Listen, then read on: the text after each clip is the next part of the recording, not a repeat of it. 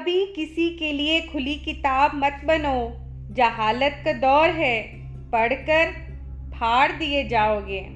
کسی کی اصلیت سامنے آ جانا بھی اللہ کی ایک بڑی نعمت ہے۔ جہاں آپ کی ناراضگی کی فکر نہ رہے تو پھر سمجھ جائیں کہ رشتہ ختم، مجبوری شروع۔ عزت دو، لیکن اتنی بھی نہ دو کہ اپنی کوئی عزت نہ رہے۔ تعلق جتنا بھی مضبوط کیوں نہ ہو، ہمیشہ رابطوں کا محتاج رہتا ہے۔ صبر اور قدر کرنا ہر کسی کے بس میں نہیں۔